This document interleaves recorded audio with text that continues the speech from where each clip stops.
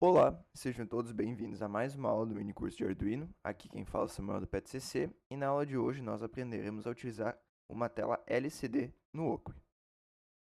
Pois então, o que é uma tela LCD? Uma tela LCD ela possui uma tecnologia diferente da tela OLED que nós apresentamos na aula anterior. Ela utiliza um filme de cristal líquido que muda a sua opacidade para permitir a passagem de luz através de filtros vermelho, verde e azul.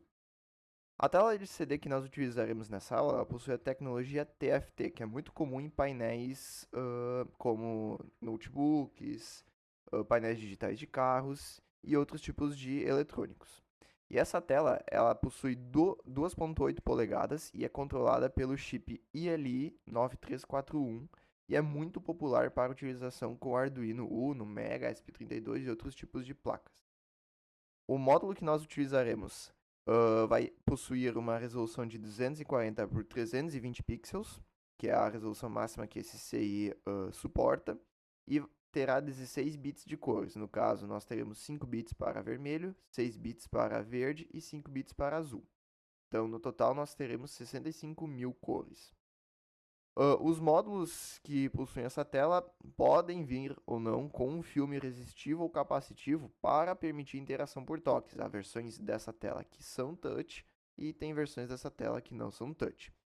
E no caso dela ser touch, ela é perfeita para uma interface homem-máquina, na qual você pode interagir com a tela e selecionar opções, acessar dados do sistema que estiver rodando.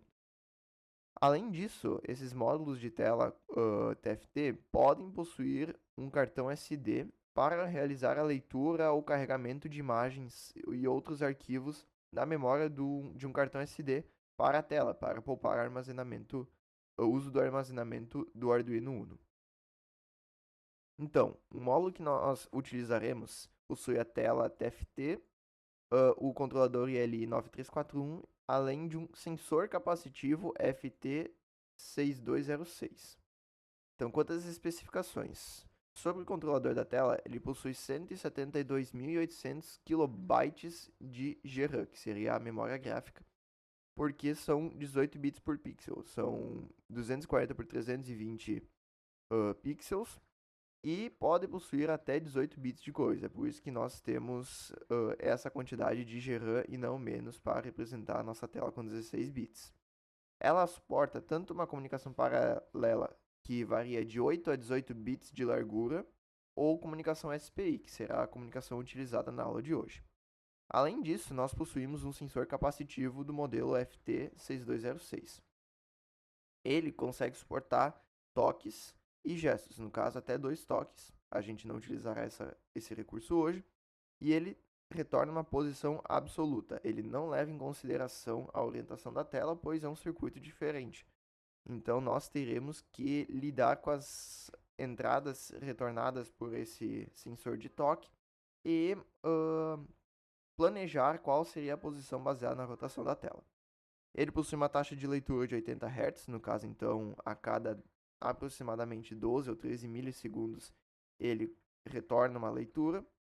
Ele possui uma detecção de toque, na qual você pode definir qual é o limiar de toque, você pode definir a sensibilidade dele. E ele se comunica através do protocolo I2C, que usa os pinos SDI, SCL e SDA, no endereço hexadecimal 56.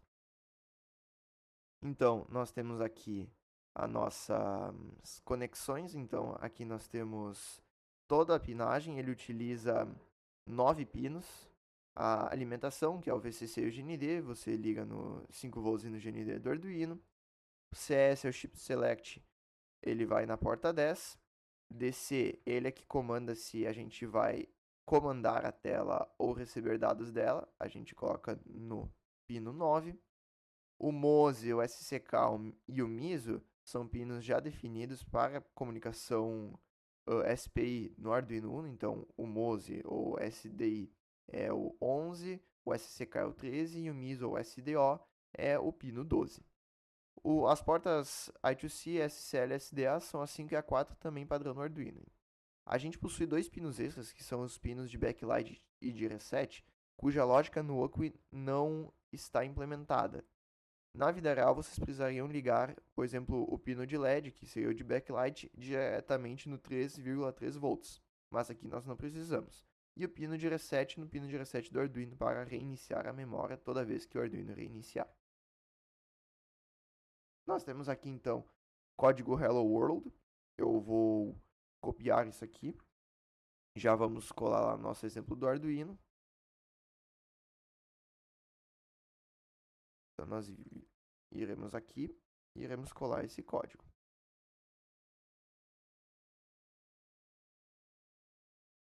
Nós iremos então anexar essa telinha, conectar essa telinha aqui no Arduino. Então nós temos a versão sem touchscreen e com touchscreen. Se apenas TFT-LCD Display, ela não possui o sensor de toque. E se tiver aqui escrito touchscreen, ela possui sensor de toque. Então nós escolheremos ela. Essa versão de tela, ela não é um shield do Arduino. Lá nos slides nós tínhamos o shield para o Arduino, que possuía leitor de cartão SD. Essa aqui não possui essa interface, mas nós não conseguiríamos utilizar, pois o Okui só permite planos pagos de carregar arquivos como imagens no cartão SD virtual aqui da simulação. Então nós não temos essa funcionalidade gratuita. Então nós vamos iniciar ligando o VCC no 5 volts, o GND aqui no GND, o CS, aqui nós temos aqui em cima, que é no pino 10, que nós iremos ligar. Então nós iremos conectar então aqui no pino 10. Nós temos o próximo, o DC. O DC será conectado no pino 9. Nós vamos então trocar aqui a cor dele para nós conseguirmos nos localizar. Então será ligado no pino 9. O pino Mose vai ser ligado no pino 11.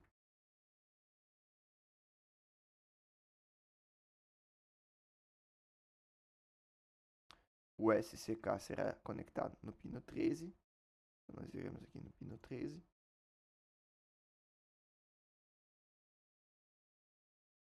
E por final, o pino MISO será conectado no pino 12. Então aqui está a conexão do LCD. Nós iremos agora realizar a conexão do sensor de toque. E para isso nós utilizaremos na porta SL o pino A5. Nós iremos colocar aqui uma cor diferente das demais. E no SDA nós conectaremos na porta 4. Então aqui nós colocaremos essa cor aqui. Então aqui já está conectada a nossa tela LCD e o sensor de toque dela. Então nós iremos dar uma olhada então aqui nesse código.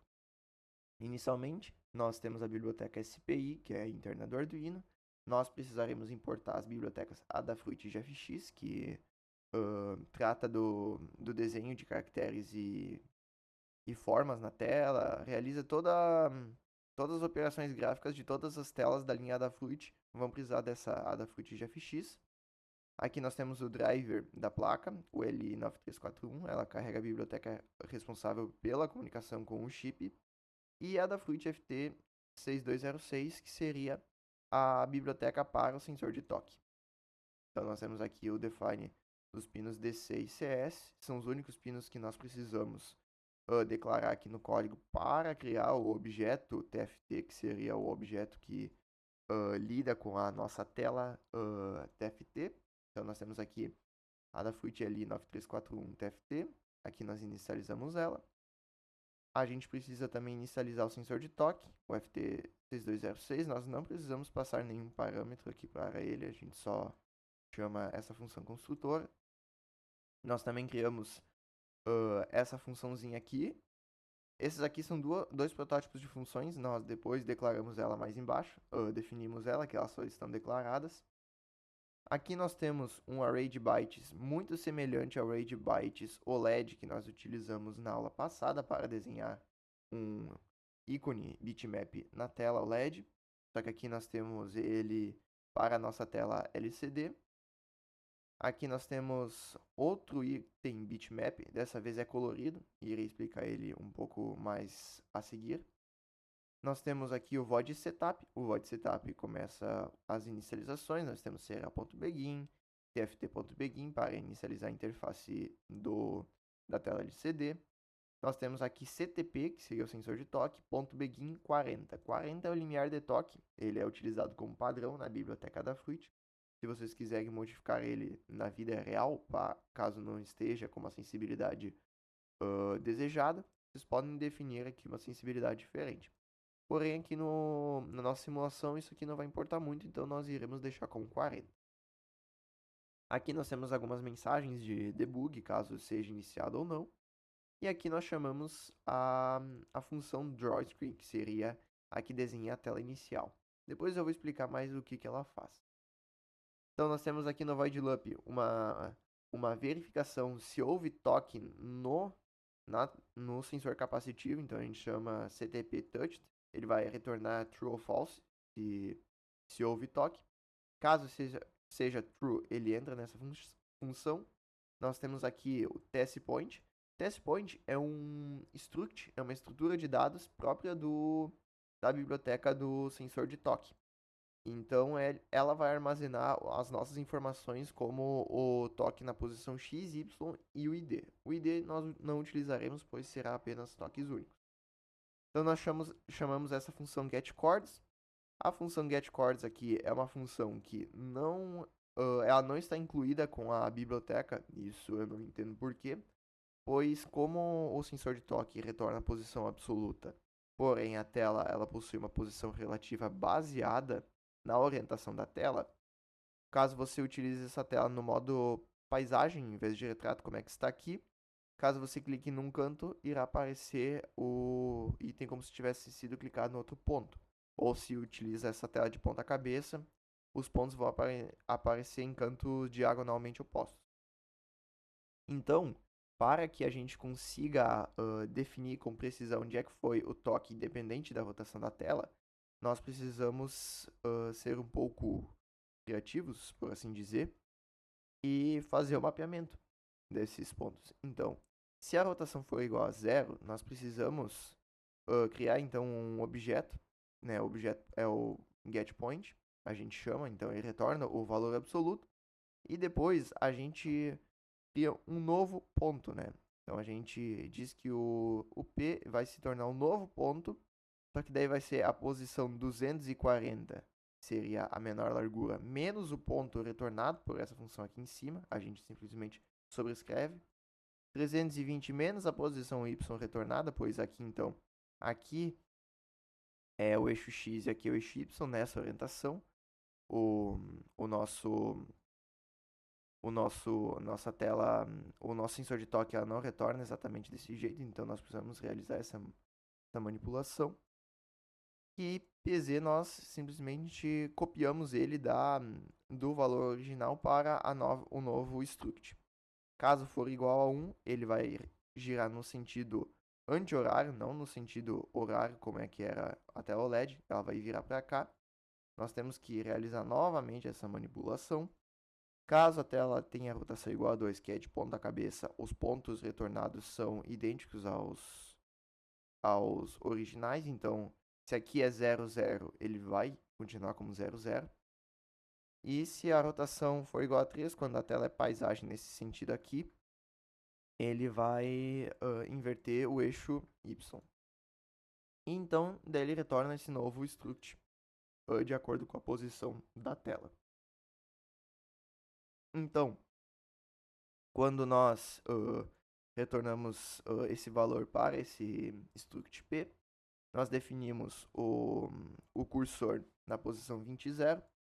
Tenha em mente que como nós utilizamos aqui a Adafruit GFX, os comandos para leitura, desenho de fontes, desenho de formas primitivas, cor da tela, basicamente todas essas funções elas serão idênticas às funções que utilizamos na tela OLED. O que muda é, por exemplo, aqui no Text Color, quando nós utilizávamos white e black lá no OLED, significava que o LED ou estava ligado ou desligado, independente da cor. Aqui nós temos defines específicos para as cores para uma tela RGB. Por exemplo, quando nós chamamos ILI 9341 White, é diferente do White do OLED, assim como o ILI 9341 Black. Se não me engano, a biblioteca tem por volta de 20 ou 30 cores já definidas. Caso vocês utilizem o Arduino IDE, Platform I/O, outro editor que apresenta essas informações à medida que são digitadas, ela vai aparecer para preencher, mas nós temos verde, vermelho, amarelo, ciano, magenta, roxo, cinza, cinza claro, cinza escuro, um monte de cor já pré-definida. Nós só precisamos declarar aqui. Nós então definimos aqui o text size como 2, assim como na tela OLED. Nós utilizamos tft.print, aqui é texto e aqui é valor. Então, tft.print x, ele imprime a posição x. tft.print y, ele imprime a posição y. E nós utilizamos aqui, então, um monte de espaço em branco para limpar os números extras. Por exemplo, se nós temos as maiores coordenadas impressas, 320 e 240, e depois a gente clica em 00, a mensagem vai ficar menor e os últimos dígitos não serão apagados. Então, nós preenchemos com um monte de espaço, já que o fundo dele é branco.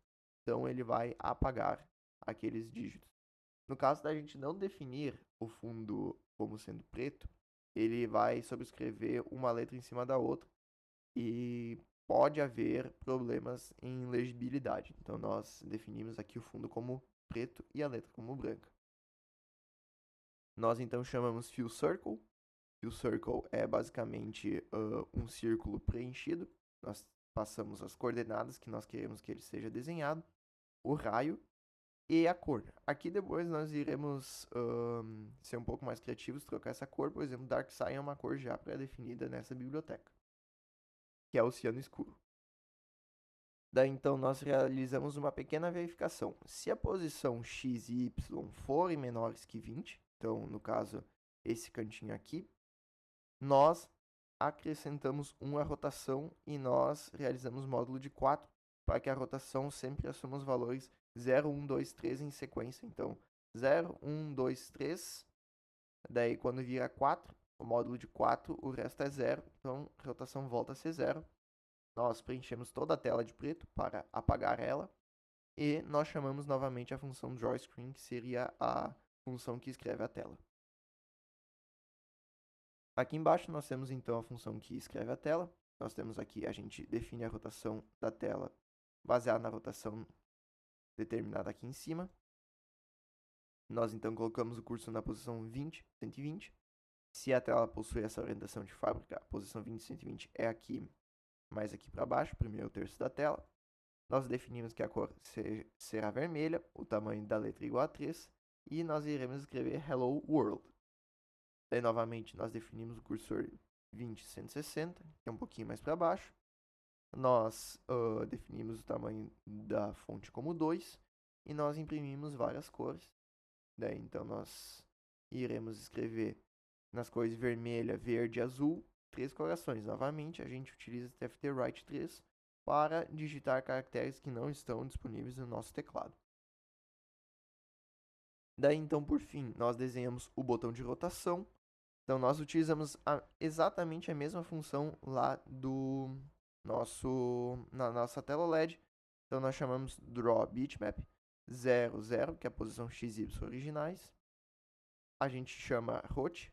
Hot é o nosso array de bytes, que representa o botão de rotação. E a gente define a largura e o comprimento. Então, é 20, 20. 20 pixels por 20 pixels. E aqui nós definimos a cor desse bitmap. Como a gente chama draw bitmap, ele assume que serão apenas array de chars para bits ligados e desligados. E quando o bit for ligado, o pixel se acender, ele vai assumir essa cor. Se nós trocássemos para outra cor, o bitmap vai possuir outra cor de representação. Embora a gente tenha utilizado aquele sitezinho para criar um bitmap preto e branco. A próxima função que não está nos slides, mas eu já acrescentei aqui, é a função drawRGB_bitmap. Nós então aqui definimos a posição 9340, que seria mais ou menos aqui no centro da tela. Nós chamamos o array tux, que é esse array aqui. Vocês podem ver que o tamanho é grande. Então, nós não conseguimos, no Arduino Uno, criar imagens muito grandes e armazenar no armazenamento de código, pois a memória do Arduino só possui 32 kilobytes. Então, algo muito maior do que esse desenho, ele já não irá caber, pois cada bit possui 4 caracteres. Então, aqui são 2, 4, 6, 8 bytes por pixel. Então, isso acaba se tornando muito custoso para a memória do Arduino. Nós passamos a largura e a altura. E aqui nós não passamos a cor, pois a gente já possui a codificação das cores RGB no próprio array, por isso que esse array é tão grande assim. Aqui a gente só possui a codificação dos bits acesos e apagados. E aqui nós passamos a cor que a gente quer que eles sejam quando acesos. Então seria isso, o nosso código. Nós iremos simular. Aqui aparece que nós precisamos instalar essa biblioteca, nós iremos instalar a biblioteca. Nós precisamos também instalar a biblioteca 9 IL9341 da Fruit. E também precisamos instalar a biblioteca FT6206 do sensor de toque.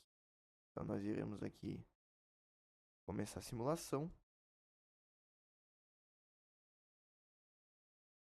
Então aqui o sensor de toque foi iniciado, menos mal.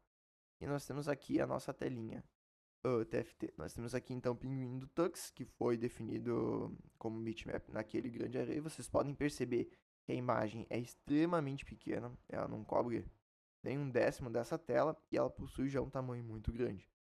Então, no caso de outra imagem bitmap, nós não conseguiremos imprimir aqui porque o Arduino não possui espaço na memória suficiente para isso.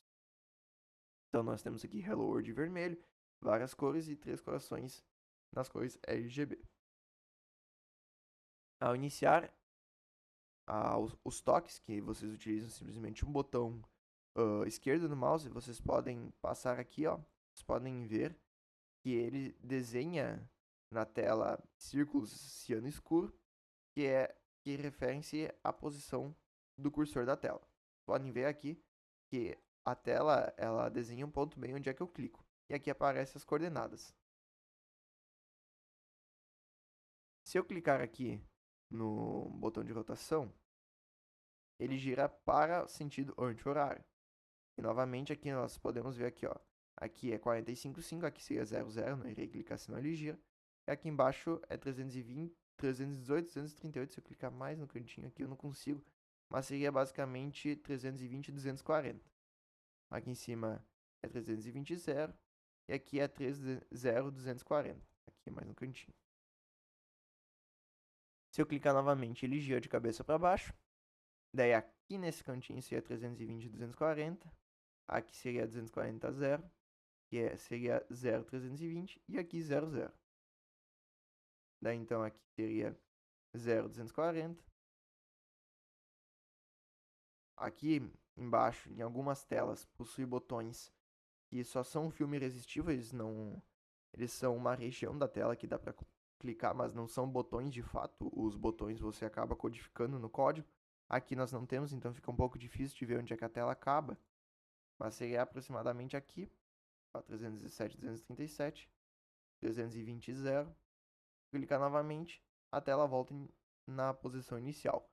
Aqui em cima, não sei se vocês conseguiram ver, mas aqui em cima mostra a velocidade de simulação. No caso de eu manter o meu botão pressionado e desenhar na tela, a velocidade de simulação pode acabar caindo. Então, aqui não representa a velocidade real de simulação do Arduino Uno. Então, se eu soltar, ele volta a 100%. Se eu clicar para recarregar a tela, ele também baixa para 50%. Na vida real, pode ser um pouco mais rápida essa simulação. Então, se vocês acharem que a simulação aqui está lenta, não se preocupe, na vida real será mais rápida. Então, voltando à nossa apresentação, nós copiamos esse código. Outra biblioteca muito utilizada para comandar essa tela é a TFT_ESPI. Ela já possui suporte para cartão SD, porém ela é voltada para placas 32-bit, possui maior poder de processamento, como o ESP32, RP2040 e STM32. Ela possui muito mais recursos, ela possui carregamento de fontes customizadas, anti-aliasing em gráficos, então ela possui recursos muito mais potentes, só que também muito mais pesados para o processamento, mas as interfaces ficam muito mais bonitas. Então aqui nós temos a representação da nossa simulação. Aqui vocês podem ver que eu modifiquei o código, botei aqui na simulação como vermelho, lá está como ciano escuro. Se nós trocássemos aqui a cor do draw bitmap de white para, por exemplo, yellow, e nós reiniciarmos a simulação, nós podemos ver que o bitmap irá trocar de cor.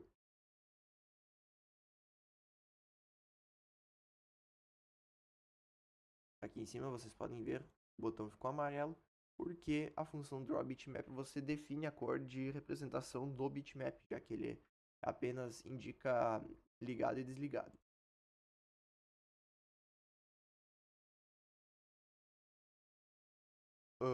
Outra coisa, aqui esse site que nós tínhamos acessado na aula passada, ele pode ser utilizado então para criar bitmaps simples. Porém, para bitmaps coloridos iguais o que a gente utilizou na aula de hoje, nós precisamos ir aqui nesse site. Aqui nós podemos escolher um arquivo, nós podemos pegar aqui o nosso Penguin Tux. Aqui tem a paleta, eu não iria mexer em nada disso, tá? Já está do jeito que nós precisamos utilizar. Porém, nós precisamos trocar o tamanho. Por exemplo, se eu colocar aqui a largura como 120, vocês irão ver que o tamanho do array é de 34.080 bytes, algo que não cabe na memória do Arduino Uno. Então nós precisamos diminuir. Aqui vocês podem ver que ele não tem um tamanho muito grande. Se nós colocássemos então 64 e converter, agora o tamanho fica menor e o array também fica menor. Ele fica o tamanho 9600, que é um tamanho que pode caber na memória do Arduino Uno se você não tiver outros bitmaps incluídos. Então, vocês utilizam esse site para a conversão de imagens RGB e esse site para a conversão de imagens bitmap simples, que é ligado e desligado. Então, o nosso próximo projeto vai ser o leitor de joystick com feedback visual. Então, o que nós utilizarmos o nosso joystick, a posição será representada aqui na tela. E nós realizaremos as seguintes ligações. VCC do joystick 5V, GND no GND, vertical no A1, horizontal no A0 e o botão do joystick no 2. Então nós iremos aqui para a simulação e adicionar esse nosso joystick. Já vou avisando que a simulação analógica do Wokwi é pior do que a simulação analógica do Tinkercad. Então esse joystick ele não é analógico de verdade, ele só consegue variar as posições entre 0 e 1023. E ele não precisa necessariamente conectar os pinos VCC e GND. Ele vai funcionar mesmo sem eles. Mas nós iremos conectar de qualquer forma. Só ver aqui. O vertical é no A1 e o horizontal é no A0. Então nós iremos conectar o vertical no A1, o horizontal no A0, o VCC no 5V e o GND no GND. E o botão de seleção, que é o botão utilizado para clicar, nós iremos ligar no 2. Nós iremos copiar esse código aqui. O código já está aqui copiado. E nós aqui então vamos ver o que esse código faz. As bibliotecas são as mesmas, os pinos são os mesmos. Aqui há alguns defines que são utilizados para determinar o tamanho do joystick na tela. Aqui no caso seria o tamanho da ponta aqui do joystick. Aqui seria o tamanho da orientação dele, o tamanho do deslocamento dele, a cor quando ele é pressionado e solto. Então é cinza claro ou vermelho. Isso aqui vocês podem modificar à vontade para testar diferentes combinações. Aqui nós temos objetos TFT e CTP. Basicamente tudo isso aqui é igual ao de antes. O que muda é a criação de algumas ints, como por exemplo o modo. Daí nós podemos ver o valor absoluto ou relativo do joystick, o valor anterior de x, y e botão. Eu vou incluir essas variáveis, pois Assim, nós não limpamos a tela muito frequentemente, como vocês viram. Para atualizar todo o conteúdo da tela, imprimir novos dados, isso demora um pouco. E se nós fizéssemos isso a cada leitura do botão, isso acabaria ficando ilegível. Então, nós iremos apenas atualizar a tela caso o valor do joystick seja modificado. Então, assim, a gente mantém o valor na tela e toda vez que muda, ele atualiza imediatamente. Então, nós temos aqui os pin modes dos botões, o do joystick e do botão do joystick. Nós utilizamos input pull-up nele.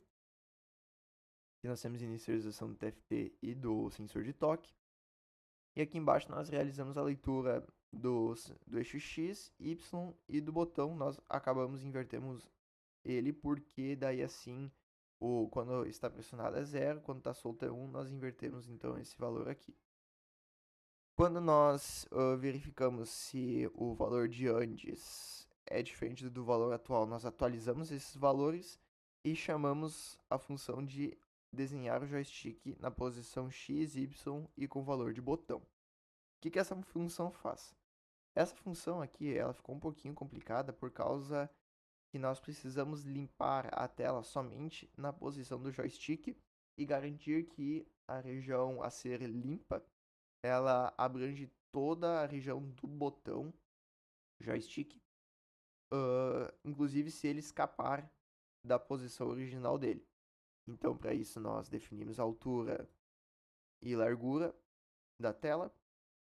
Ela leva sim em consideração a orientação da tela, então nós chamamos essa função. Nós definimos o centro da tela como XY, dividindo por 2 os valores anteriores. E nós definimos a largura máxima do quadrado que irá limpar a tela como sendo o máximo entre a largura do joystick mais 2 pixels só de margem. Coloquei 2 pixels pois se eu não colocasse isso aqui, haveria partes do joystick que mesmo que o cálculo desse certo, devido a arredondamento, qualquer outro fator, ele acabaria não limpando. Então eu coloquei 2 pixels só de margem. Ou o tamanho da viagem, por assim dizer, o movimento que ele faz, mais a largura do topo do joystick, pois pode ocorrer que isso aqui seja maior do que a largura do joystick como um todo. Nós então definimos os cantos x e y do quadrado a ser limpo como sendo o centro menos a largura. Isso aqui dá meia largura.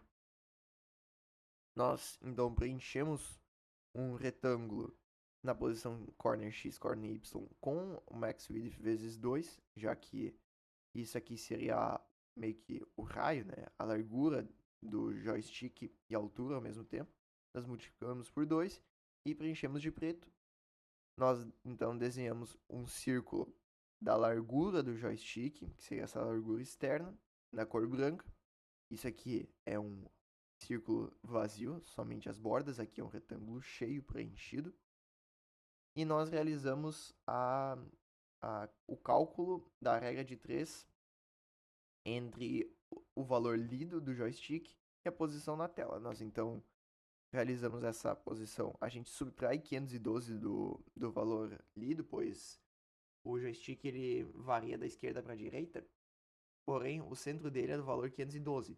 Então, a posição totalmente à esquerda, na verdade, é a posição 0, e a posição à direita é a posição 1023. Então, nós subtraímos por 512 e dividimos por 512, pois assim o valor ele vai ficar entre menos 1 e 1. Pois se aqui for 0 menos 512, é menos 512, dividir por 512 vai ficar menos 1. Se for 1023, menos 512 vai dar 511, mas dividido por 512 é praticamente 1. E esse valor calculado, a gente multiplica pela largura de viagem do nosso joystick. Então, basicamente, se a gente definiu que ele vai andar 30 pixels no máximo, ele vai multiplicar o valor float aqui por 30. E nós colocamos isso aqui como floor. Floor basicamente trunca o valor, que é tipo 13,5, 13,6, ele trunca para 13. Então nós desenhamos um círculo preenchido na cor preta, basicamente da posição central menos a posição calculada, aqui escalada. A gente desenha então um círculo da largura definida aqui em cima, no caso seria 60, e da cor preta. E daí depois, se o botão foi pressionado, se aqui ele é passado como 1, ele desenha um círculo vazio, somente as bordas, na cor vermelha, que é a cor pressionada, na mesma posição do círculo preto desenhado anteriormente. Se não for pressionado, ele desenha na cor cinza escura. Então nós iremos simular aqui para ver mais ou menos como ele funciona bonitinho. Além disso, depois do desenho do joystick, nós desenhamos na posição 30-40 o modo que ele está, se é absoluto ou relativo. E no caso da tela ser clicada, ele varia entre o valor relativo, que seria menos 1 e 1. Aqui ó, vocês podem ver menos 1 e 1. Se eu clicar novamente, ele vai para o modo absoluto, que é 0 e 1023. Vocês podem ver que ele está invertido, pois o Okui ele não realiza a simulação analógica do jeito correto. Se fosse inverter esses pinos GND e VCC, já que é resistivo, ele inverteria a leitura no Arduino, ele não modifica esse valor. Então, se nós parássemos essa simulação e apagássemos esses fios aqui, ele funcionaria do mesmo jeito. Vocês podem ver que ele está funcionando do mesmo jeito. E no caso de vocês inverterem esses pinos na vida real, vocês podem inverter no software essa leitura. Então, isso aqui é bem relativo. A gente tem também aqui os valores de x e de y impressos. No caso, no modo absoluto, ele imprime o valor lido na analog read, 1023 a 0. Se eu deixar no modo relativo, ele imprime o valor já calculado lá, normalizado entre 1 e menos 1. E se o botão for clicado, que é o botão aqui no meio, aqui ele precisa do GND. Então, se nós ligássemos de volta o VCC aqui no joystick, ele vai começar a ler do jeito certo o botão. Se nós apertássemos, ele fica 1. Se nós soltarmos, fica 0.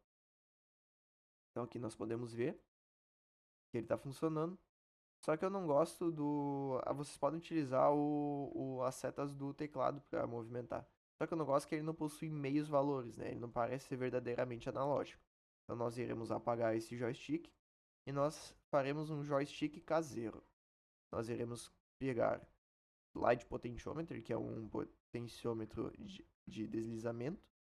Ele funciona linear, ele não é rotativo. E nós iremos, vocês podem ver que aqui ele tem duas pontas, VCC e SIG, e a porta GND. A gente precisa virar elas para fora e para baixo. Como esse componente não possui funcionalidade analógica, nem como o potenciômetro original, que seria esse cara aqui, ele irá ler qualquer valor aqui no pino de sinal, sem estiver conectado a nada, nem a GND, nem a 3 volts, nem a 5 volts. Então nós iremos pegar a porta de sinal, ligar o vertical no A1 e o sinal aqui ligar no A0. Se estiver invertido, nós trocamos aqui os pinos.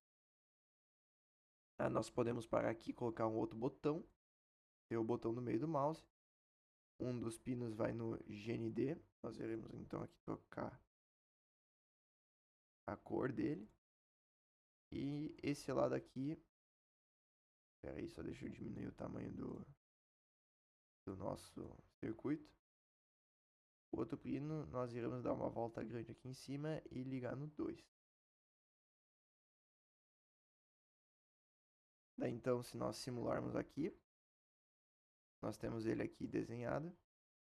Vocês podem ver que daí então, ele não fica exatamente na posição do mouse, mas nós podemos ver aqui que ele varia a posição.